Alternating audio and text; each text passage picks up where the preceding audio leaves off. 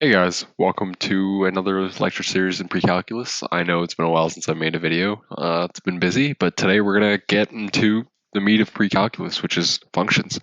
So, what are functions? Functions are a transformation from one set to another set. So, given some input, a function takes that input. So, this is some function. Let's just write function. I know that's really ugly, but that's okay. And it gives us some output. A function takes an input and gives us an output. So generally we like to call it a mapping from one set to another, a mapping from one set to another. So we can write functions as a function of some variable x given some transformation, right? So this is the function. This is written as f of x. It means f is the output value. So you put some x in here, into the function, and you get f of x. So we've actually seen a lot of functions previously, such as y equals mx plus b. That's a function. So y is the output, x is the input, and these are constants. So let's take an example. So imagine you have set A and set B, and we want to map each of these A elements into B. So you're going to take this, map it to that, this, map it to that, this, map it to that. So we see 1 becomes 1, 2 becomes 4, 3 becomes 9, and we can actually see that there's a pattern. The pattern is some element A squared is equal to the element B in B, right? So let's say all the elements here are B and all the elements up here are small a. So a squared becomes B. So the function is a squared. That's the function. So you take one of the elements in A, that's the input, which is, let's say, 3, and then the function is a squared. So you square that and you get the output 9. So that's all a function is. A function is a way to transform objects or elements from one set to another set. And we've seen this before. So let's talk about something called the vertical line test. The vertical line test. Now, how do you tell what a function is? So in this case, we could write this as f of x is equal to x squared. Given some input sometimes is also called the argument. Given some input or argument, you get some output. So, and this is generalized for everything. So let's take this for example, right? So let's draw a graph of x squared. X squared looks something like this, right? It's an exponential. So it goes 1 and 2. So it goes 1 and 1, 2 and 4, and 3 and 9, let's say. 3 and 9. And so this is a graph of x squared. So how do you tell something is a function? So this is something called a vertical line test via something called a vertical line test. Let me write that down. Vertical line test. So vertical line test is the way to prove that a function is a function.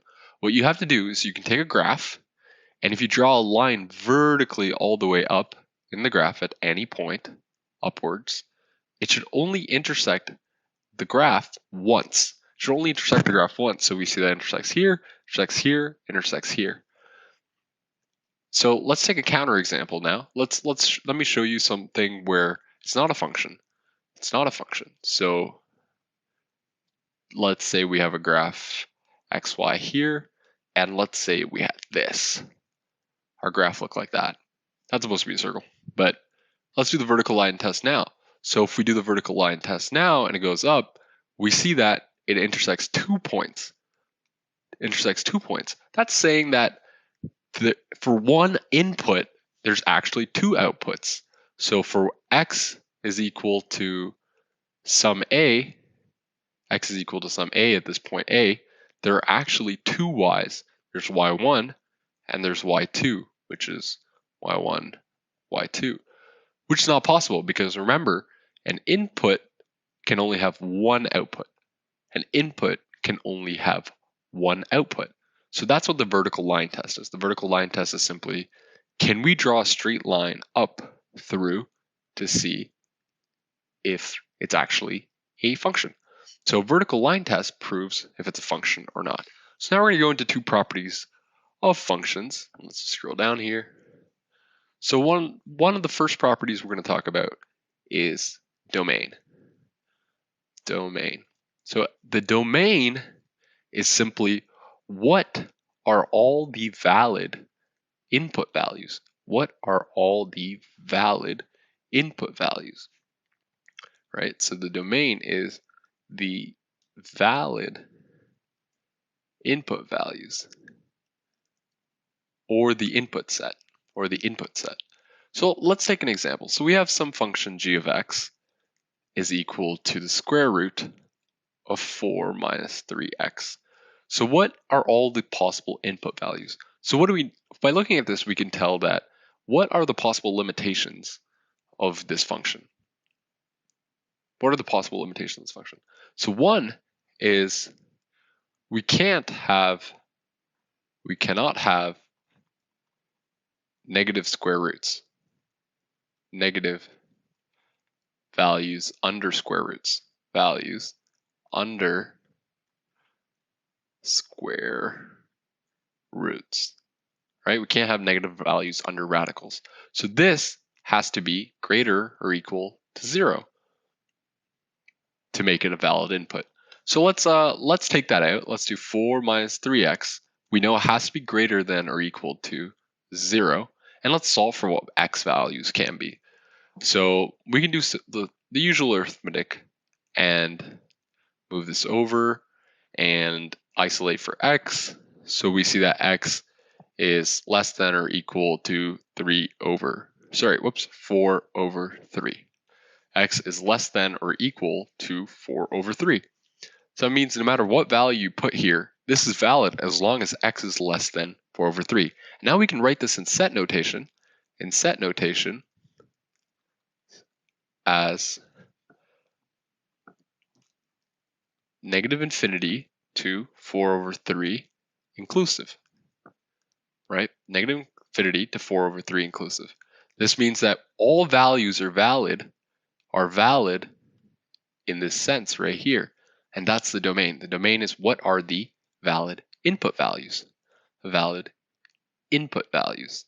And we could do the same thing for the output values. And the valid output values are called range. The valid output values are range. I'll let you guys figure this one out.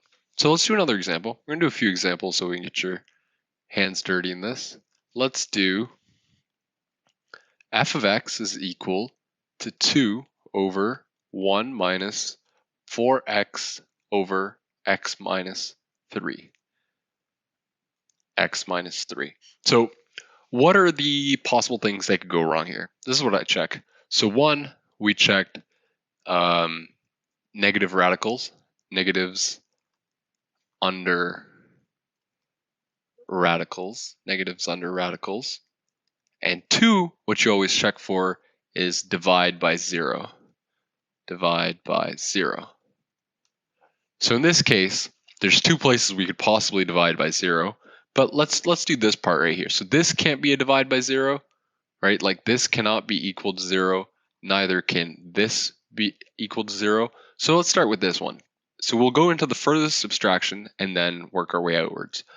So let's see where this actually is equal to 0. So x minus 3 is equal to 0. So we know where that happens, this is not valid. This is not valid. So x is equal to 3 is where it's not valid, right? So what else do we need to know? We know x is equal to 3 is one of the places that it's not valid. So now we got to look at the big one. Okay, so let's set this equal to 0 now, and let's solve for x. So let's move the 1 over, so you get minus 1 4x over x minus 3. This x would cancel because there's a minus there. And now let's just multiply out x minus 3 for x, and let's get rid of this x. You get 3x over here minus 3, and x is equal to minus 1. So we know x is equal to minus 1. So what we're saying is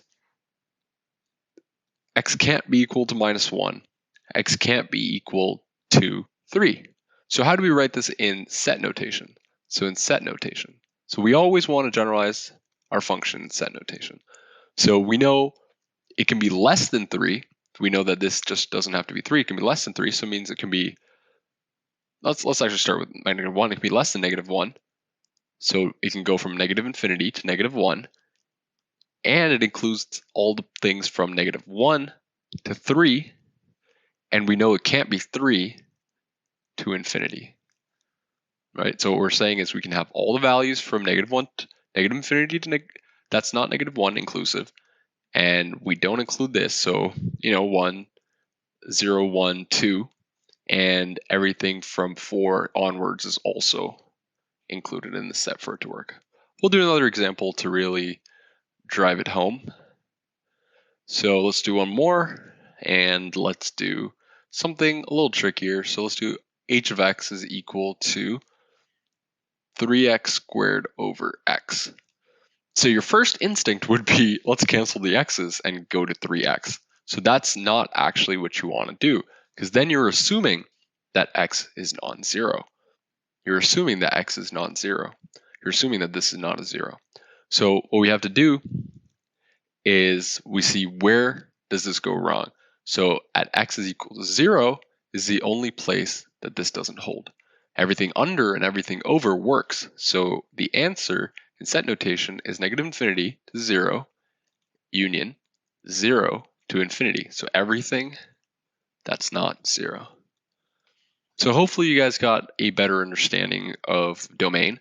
We'll be talking more about functions soon, and function notation and function math, and you're going to get the hang of domains soon. If you want to see more examples, leave a comment below, and if not, I will catch you guys in the next one.